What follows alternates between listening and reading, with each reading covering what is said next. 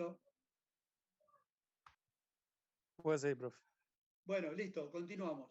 Continuamos, no empezamos porque no hemos nada. Bueno, entonces, le comentaba que este es un tema de termoquímica o termodinámica en general, y a mí me gusta siempre que ustedes entiendan qué vamos a ver acá, porque si no, ustedes terminan haciendo cálculos y trabajando mecánicamente los contenidos y no saben qué están haciendo, obtienen números que no saben lo que son. Entonces ese contenido, ese aprendizaje que le costó trabajo realizar, no les sirve para integrarlo a otras cosas. Cuando surge otro problema que tienen que usar cosas de termodinámica, no van a entender porque ustedes no sabían lo que hacían, hicieron un montón de cuentas y llegaron a números que no saben lo que son. Entonces a mí la idea primera es que me gusta que entiendan qué es lo que vamos a ver ahora.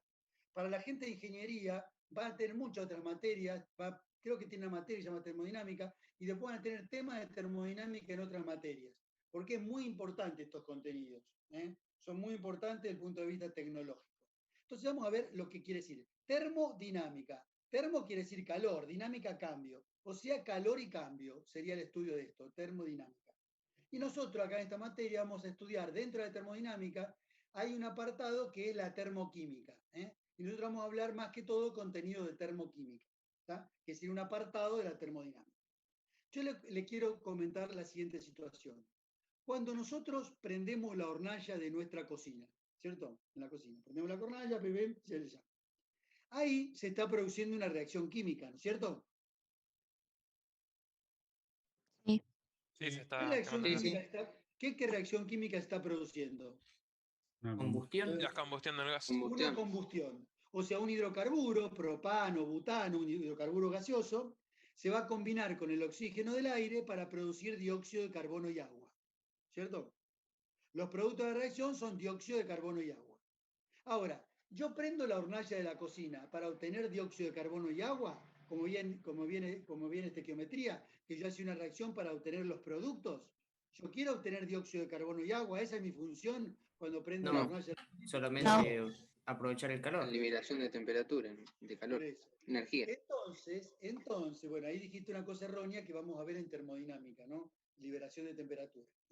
Entonces, yo hago esa reacción química no porque me interesen los reactivos, aparte no me interesan, el dióxido de carbono aumenta el efecto invernadero y el agua que se forma me arruina las paredes porque se llenan de humedad.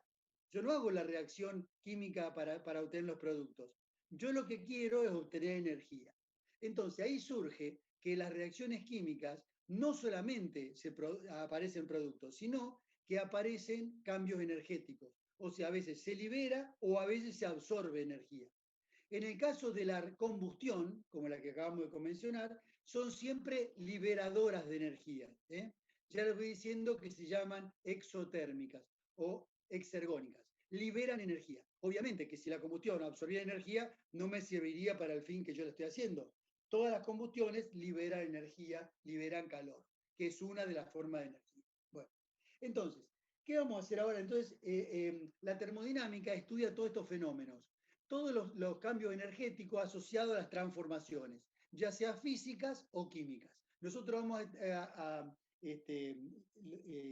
focalizar al tema de las transformaciones químicas. Y ustedes recuérdenme, que lo vimos en el curso de ingreso, lo vimos ya en la materia, cuando una transformación la llamamos transformación química o reacción química. Cuando se obtiene otro producto a partir de... Exactamente, señor. Cuando aparecen otras sustancias que no estaban presentes. Yo tengo un sistema inicialmente de A más B. Entonces, se produce una transformación y aparece un reactivo C o una sustancia C, ahí evidentemente se genera una reacción química. Ya sabemos ahora que se produce ruptura y formación de nuevos enlaces, los átomos se ordenan diferente y aparecen nuevas sustancias. Ahí se produjo una reacción, una situación química. ¿Está?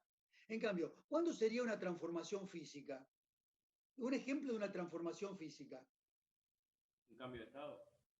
Bien, un cambio de estado.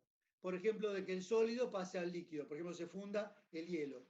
Eso es, bueno, nosotros decimos en la práctica, se derritió un cubito.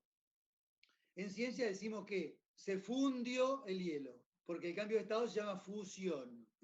No decimos se derritió el cubito, decimos se fundió un cubo de hielo. ¿Está? Bueno, sería el punto de fusión eso, profe. Claro, el punto de fusión vamos a verlo después, que el punto de fusión es la temperatura a la cual ocurre ese cambio de estado, que son infinitas, pero podemos definir una temperatura, bueno, todos son conocimientos que están involucrados en lo que estamos viendo. Bueno, entonces, los fenómenos tanto físicos como químicos van asociados a transformaciones energéticas. Nosotros vamos a centrarnos en los fenómenos químicos, o sea, donde haya aparición de nuevas sustancias. Como todas las disciplinas, tienen lenguaje, ¿cierto? Tiene una terminología específica. Y la termodinámica los tiene también. Entonces, ustedes van a ver más adelante termodinámica en otros lugares, y ya la terminología no se la van a explicar. Por eso que es oportunidad de aprender ahora los términos de la termodinámica, ¿eh? Que a veces son los mismos que usamos en forma coloquial y a veces son otras palabras. Pero acá voy a definir, entonces, la primera parte, terminología de la termodinámica. ¿Qué más vamos a ver en esta unidad? 4 funciones termodinámicas, 4 funciones que vamos a ver qué son y cómo se calculan. Y finalmente lo que vamos a ver, un apartado de la termodinámica que se llama calorimetría. Eso es todo. O sea, vamos a ver algunas palabras que usa la termodinámica, 4 funciones termodinámicas, qué son y cómo se calculan, y finalmente la calorimetría. Eso es todo lo que vamos a ver en esta unidad. Bueno, empezamos con definiciones.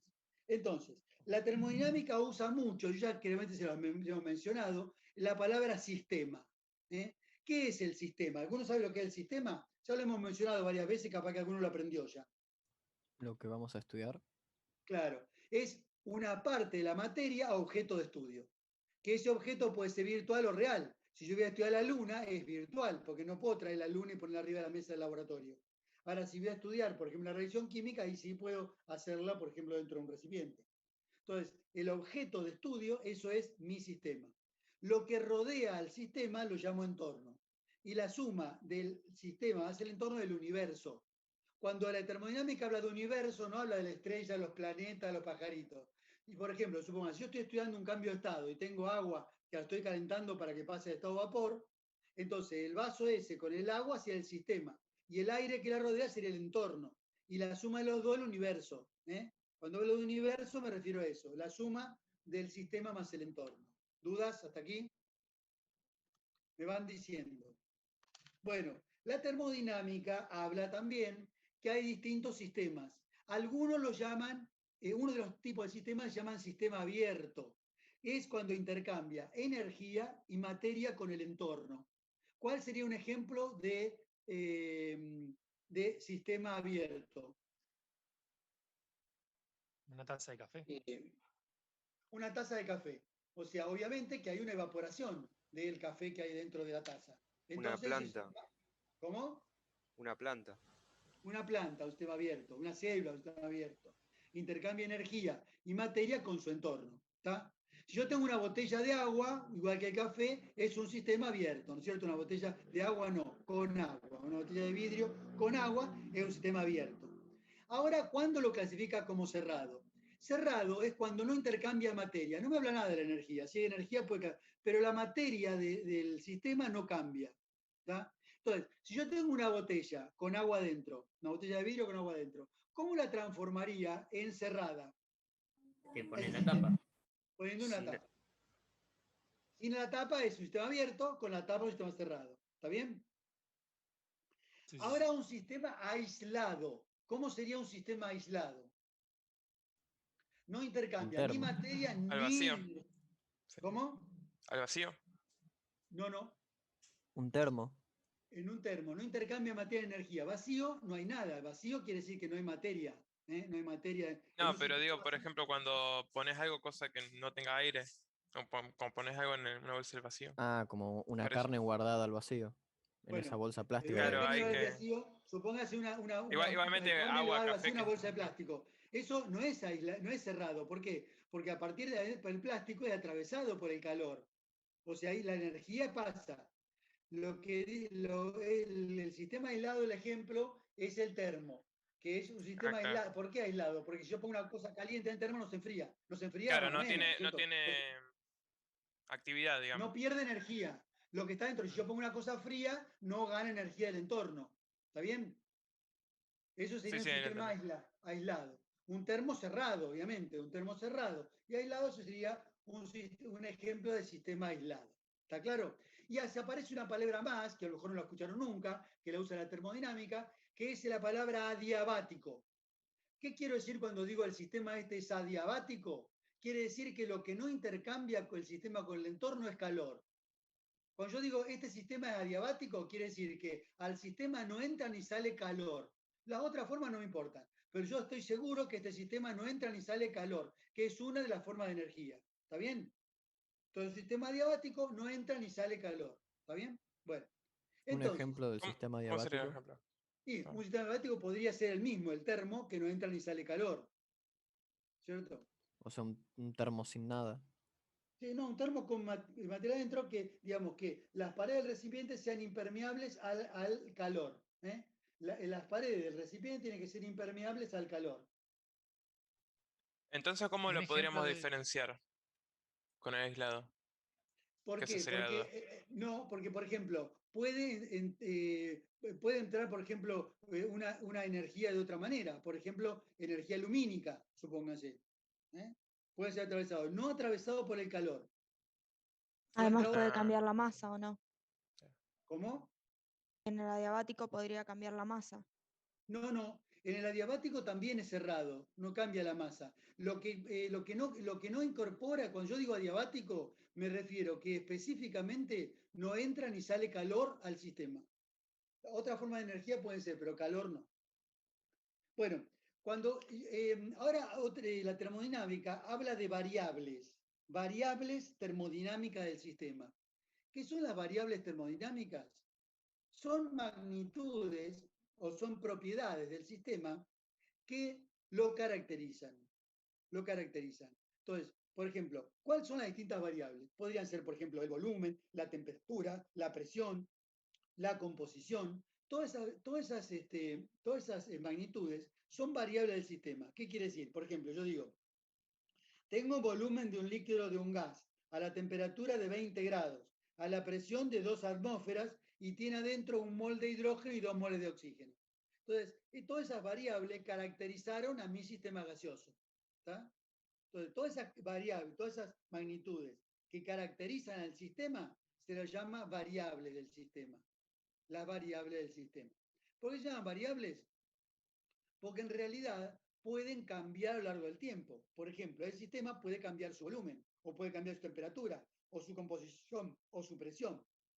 Entonces se llaman variables, porque estas características del sistema pueden cambiar en el tiempo. ¿Duda hasta acá? De mi parte no. Bueno, ¿qué es el estado del sistema? Yo digo, el sistema, ¿cómo lo caracterizo el estado del sistema? A través de sus variables. O sea, ¿cómo caracterizo el estado del sistema gaseoso? A ver, descríbame el estado de un sistema gaseoso. Usted me dice, bueno, como decía, está la presión de 5 atmósferas, 20 grados y un volumen de 1 litro. ¿Tá? Entonces, ahí me caracterizaron al sistema, ¿cierto? Al estado del sistema a través de sus variables termodinámicas. ¿Cuándo digo que ese sistema está en equilibrio? Cuando esas variables termodinámicas que caracterizan el sistema no cambian en el tiempo. O sea, ustedes miden la presión, volumen, temperatura, composición, ahora dentro de 5 minutos, dentro de 1 hora, dentro de 2 horas, y me dicen, las variables no han cambiado. Entonces, ¿yo qué digo? El sistema está en equilibrio. O inversamente, ¿cuándo un sistema está en equilibrio? Cuando no cambian sus variables de estado. ¿Está bien, chicos? Bien. Entonces hemos introducido un tema muy importante que es un sistema está en equilibrio. Está en equilibrio. Bueno, entonces, al revés, ¿cuándo un sistema comienza un cambio? O sea, proceso, transformación o cambio. Cuando las variables empiezan a cambiar. Ustedes guarda, la temperatura del sistema aumenta. Bueno, entonces ya no está más en equilibrio. Ya el sistema inició un cambio, proceso o transformación termodinámica. ¿Por qué dejó de estar en equilibrio y empezó un cambio? Porque variaron las variables de estado. Cambiaron las variables de estado en el tiempo. ¿Me van siguiendo? Bueno, ahora, estos cambios, la termodinámica los caracteriza. Y a veces me dice la termodinámica, el sistema está en una transformación isotérmica.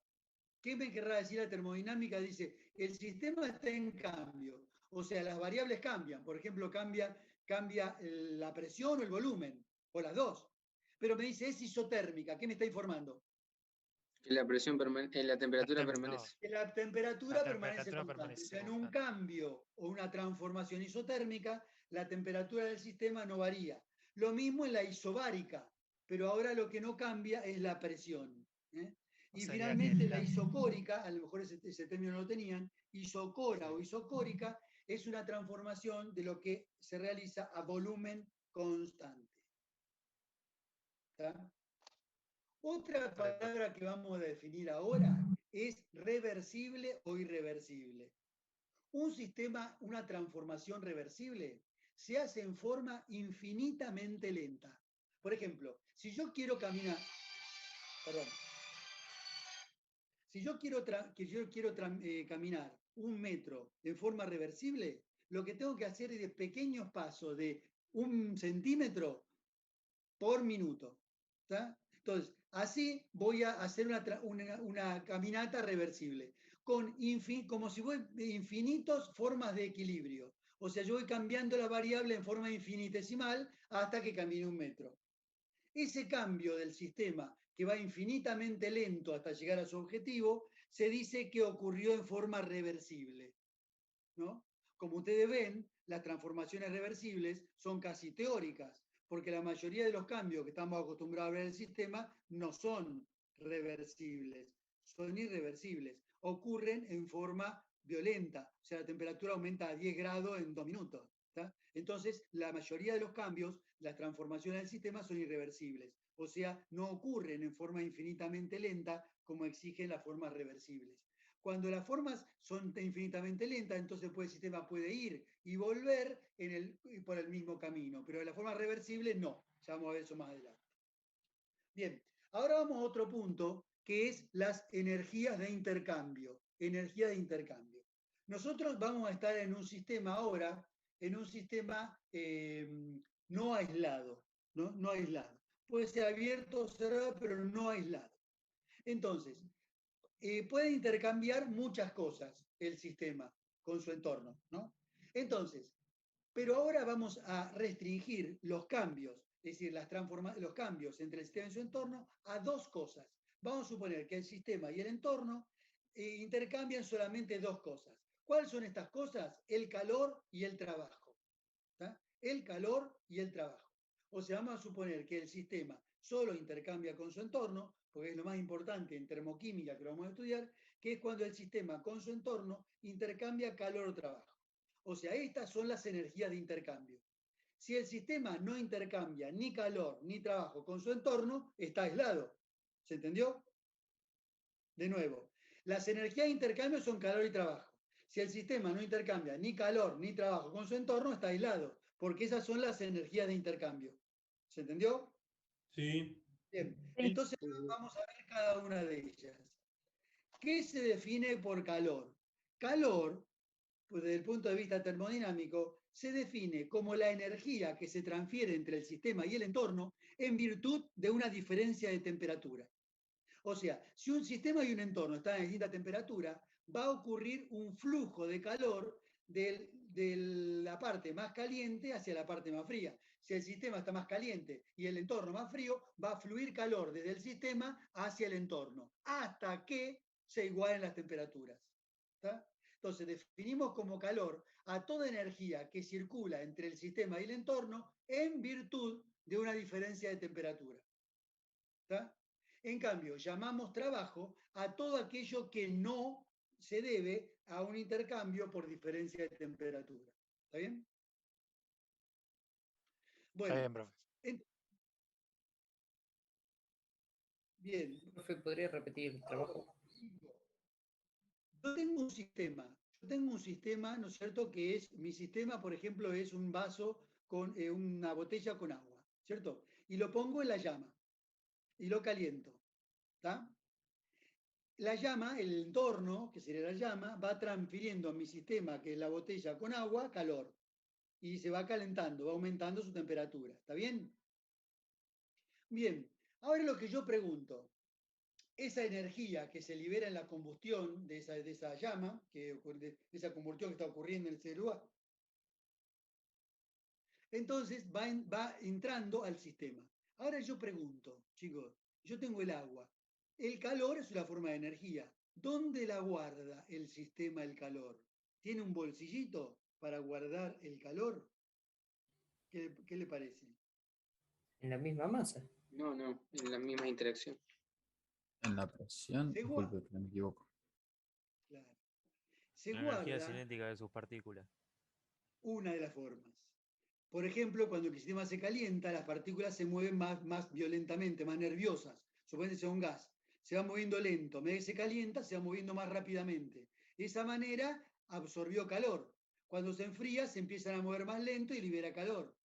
Entonces, en general, se acumula por lo que llamamos energía interna. Ahora, en un ratito, esta es una de las 4 funciones de estado que yo le decía que vamos a describir, la energía interna. Yo le dije al iniciar que íbamos a descubrir 4 funciones de estado. Bueno, una de ellas es la energía interna. Entonces, es importante porque cuando recibe energía como calor el sistema, la almacena como energía interna. Uno de los componentes de la energía interna es lo que acaba de decir ahí un compañero, que es la energía cinética de las partículas que componen el sistema. Por ejemplo, en este caso un gas. Aumenta la energía cinética, o sea, se mueven más nerviosas. Entonces se acumula como eso. Cuando yo le entrego calor a un sistema, lo que hace es aumenta la energía interna de un sistema. ¿Está? Bueno, esto del flujo de calor ya le voy a hablar. Bueno, es importante saber, en la termodinámica lo estudia, cómo se transmite el calor del sistema al entorno o incluso dentro del mismo sistema, las distintas partes de un sistema. Y la termodinámica nos dice que se transforma de 3 maneras: por conducción, por convección y por radiación. ¿Escucharon alguna vez hablar de esto? ¿Qué es la conducción térmica? Por ejemplo, si yo agarro un bloque de hierro caliente y lo pongo en contacto con un bloque de hierro frío, ¿qué va a pasar? Le va a transferir parte del calor. Le transfiere el calor. El primer bloque disminuye su energía interna y le transfiere el calor al otro, que aumenta su energía interna. ¿No es cierto? Ese calor, de transferencia de calor por contacto de los sistemas, se llama una conducción, transmisión por conducción. ¿Cierto? ¿Cuándo es por convección? Por convección. Mire, si ustedes tienen una estufa en la parte baja, ¿no es cierto?, de su casa en este momento, del piso, ¿cierto? Eso por una combustión está produciendo calor, ¿cierto? O por una corriente eléctrica que pasa a través de un serpentín, produce calor. Ese calor, ¿qué va a hacer? Calentar las moléculas del aire, del oxígeno y del nitrógeno que hay en el aire. Y ese aire, ¿no es cierto?, calentado, que aumenta su energía cinética, disminuye la densidad. Entonces, ¿qué va a pasar con ese aire caliente menos denso? ¿Qué va a pasar? Va a ir para arriba. Se va para arriba. Va a ir para arriba. Por eso que en una habitación, la parte alta va a estar más caliente que en el piso, porque el calor va hacia arriba. Y las moléculas frías hacia arriba, más densas, ¿qué le va a pasar? Caen. Caen hacia el piso. Entonces se va a producir como una corriente, ¿no es cierto?, de aire que sube y otra masa que baja. Entonces, de esa manera el aire va transfiriendo el calor desde la estufa hacia el techo de la habitación. Esa convección, que la hacen los gases o los líquidos, los convectores son los ácidos, los gases o los líquidos, se llama transmisión del calor por convección. Ven que todo esto es muy importante en tecnología. Los ingenieros usan todo el tiempo todas estas cosas. Bueno, y la otra cosa es la radiación. Y el ejemplo más importante de la radiación es el Sol. La fuente de energía de la Tierra es el Sol, nuestra estrella. ¿Y cómo nos llega la energía de esta estrella? A través de la luz. Entonces las radiaciones transmiten también energía. Entonces, ¿se acuerdan la época que se hacía asado? Que podíamos comprar carne y hacíamos asado. Bueno, cuando yo pongo el asado sobre la parrilla, en realidad la carne se cocina por las 3 maneras. Por conducción, porque la parrilla metálica se va a calentar y le va a transmitir calor a la carne. por convección, porque las brasas van a calentar el aire en contacto con ella, va a subir el aire caliente y lo va a calentar, y por radiación, porque las brasas se van a poner al rojo y van a transmitir radiación infrarroja mayoritariamente. Bien, seguimos adelante, porque es fácil esto. Es una pavada esto. Hay que agarrarla con ganas porque la termodinámica es medio árida, chicos. Nadie la quiere, la termodinámica, por eso me la encajaron a mí para dar los teóricos. Bueno, convección de signos.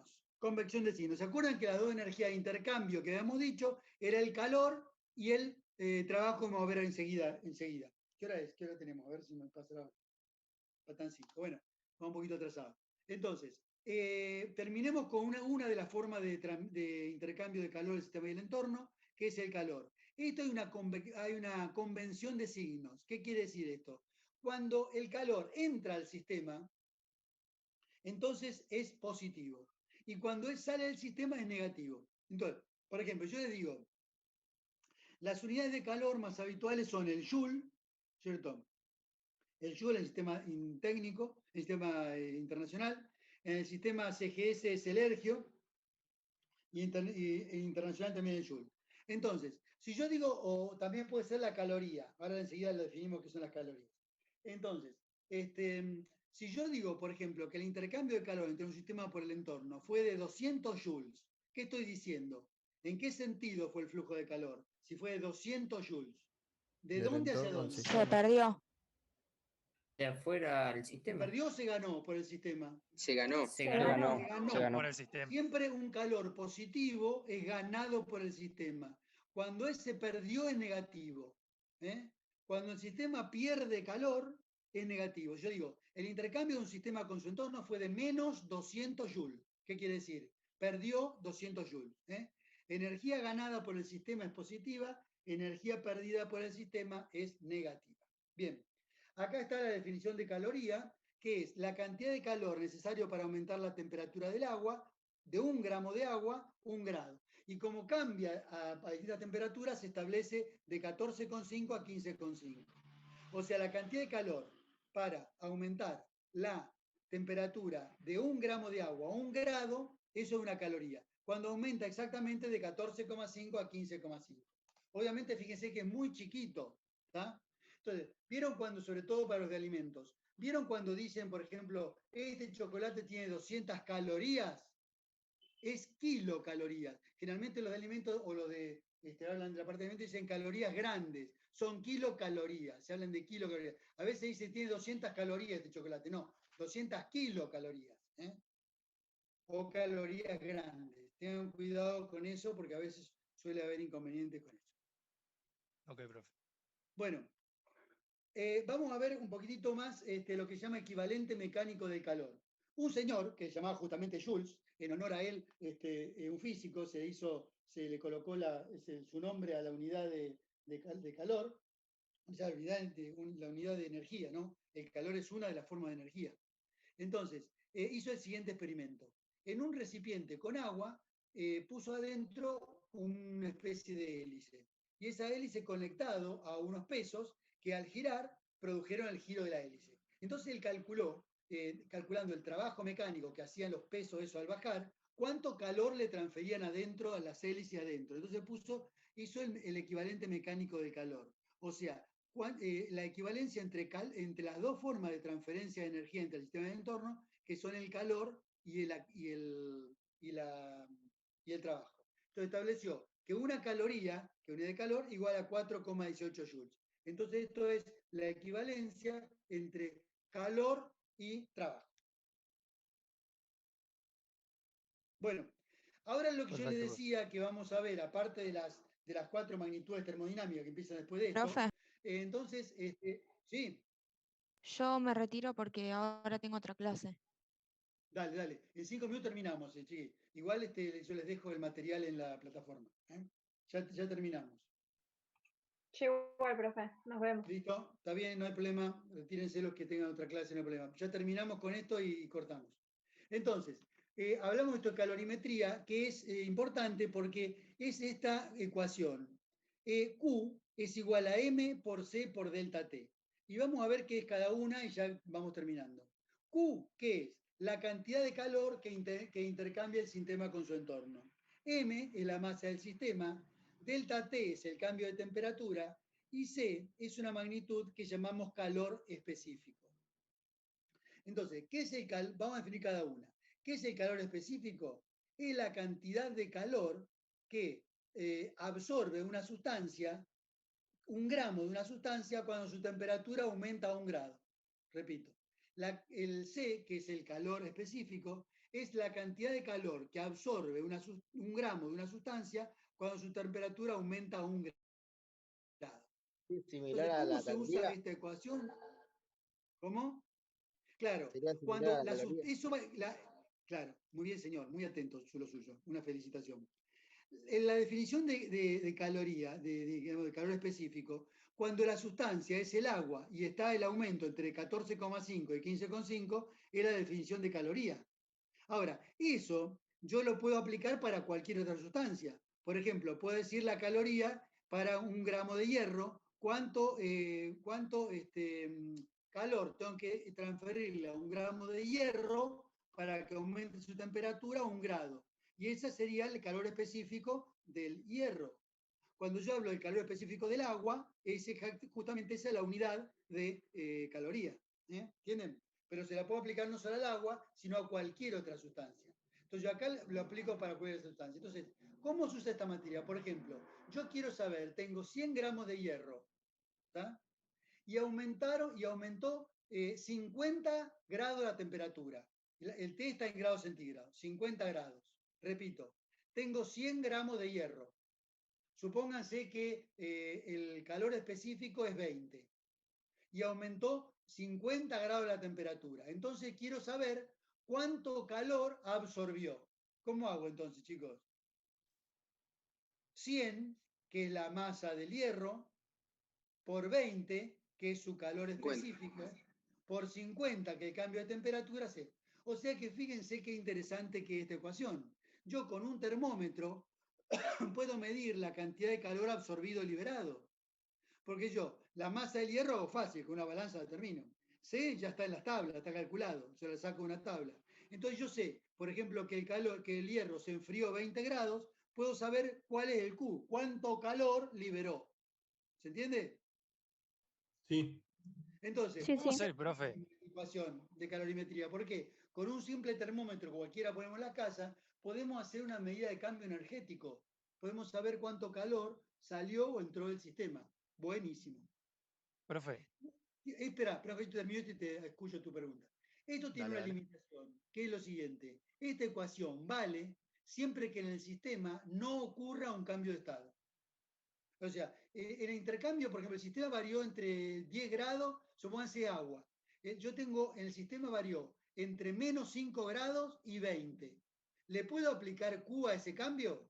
No, porque Sí. No, no hay cambio. no. No, No. ¿por qué? Porque en ese intervalo de temperaturas hubo una fusión. El hielo se volvió agua líquida. Entonces, Pero se intervalo puede es tener agua a 0 grados. ¿Cómo? Pero puede haber agua a 0 grados. Puede haber agua a 0 grados, pero yo te dije de menos 5 grados. Ah, perdón, escuché Por mal. ejemplo, hago un cambio de menos 5 grados del sistema hasta 30. ¿Está? Entonces, yo caliento el sistema desde menos 5 grados, que voy a estar en agua sólida, hasta 10 grados. Entonces, ahí no le puedo aplicar en ese intervalo de temperatura. ¿Por qué? Porque en el intermedio hubo un cambio de estado. Con esta ecuación siempre le preguntamos, ¿tiene validez universal? O sea, ¿se aplica siempre en cualquier cambio? No. El sistema, en su cambio, en cambio térmico, no tiene que experimentar cambio de estado alguno. ¿Se entendió? Bueno, escucho la pregunta, no avanzamos más porque si no, los chicos que tuvieron que desconectarse van a quedar medio mal. Una pregunta había por ahí, ¿no? sí, profe, ¿cuál era el calor específico del agua? Ya ahora que me pregunté. ¿Cuánto vale? Claro. Por eso, 80 más o menos. El agua tiene un calor específico muy alto, muy alto. Con lo Sí. cual, eso está muy bueno. ¿Por qué? Porque es digamos, un gran regulador de la temperatura. Ustedes vieron, por ejemplo, que la temperatura en los lugares, digamos, alejados del mar, alejados de la costa, hay, digamos, Sí. hay mayor cambios térmicos. hay mayor amplitud térmica. Por ejemplo, desierto, lo máximo, por ejemplo, que vas a lo mejor de tener 40, 50 grados durante el día a 10 grados bajo cero durante la noche. Eso jamás va a ocurrir al lado del mar. ¿Por qué? Porque el agua tiene una gran capacidad calorífica. O sea, en las horas de sol, cuando digamos, está calentando el sistema, entonces absorbe una gran cantidad de calor. Entonces eso no se transforma en aumento de la temperatura. Ese calor se almacena como energía interna del agua. A la noche, Claro. cuando el sistema se empieza a enfriar, entonces ocurre lo inverso. Disminuye la energía interna del agua y libera calor hacia la... ¿Se acuerdan que dijimos que el calor en los sistemas se acumulaba como energía interna? Entonces disminuye Sí. la energía interna y libera calor hacia el entorno. Entonces no hay tanta amplitud térmica. Siempre en los lugares de costa la amplitud térmica es menor. O sea, de noche liberaría energía el agua hacia Exactamente, el... señor. Al enfriarse, ¿no es cierto? Es decir, libera energía, o sea, energía pasa al entorno. Como hay una diferencia, el agua está, hay una diferencia con el entorno, entonces empieza a liberar energía hacia el entorno. Disminuye su energía interna y libera energía térmica hacia el entorno. Calor específicamente hacia el entorno. Por eso la pileta está calentita de noche. Claro, Claro. se nota cuando empieza en la primera hora de la tarde, parece más calentita que temprano. Bueno, chicos, vamos a cortar acá y entonces ustedes vamos a tener, bueno, los que no tuvieron teórico van a tener ahora práctico, lo tienen más tarde, y el resto que ya tuvo a la mañana, continuamos el martes que viene con más teoría y más práctica de la unidad 7. ¿Listo, Bien, chicos? Perfecto, profe. Cuídense, Bárbaro. nos Hasta vemos. luego. Perfecto, No, profe, gracias. muchas gracias. Nos vemos. Profe. Gracias, profe, te lo digo. Hasta luego.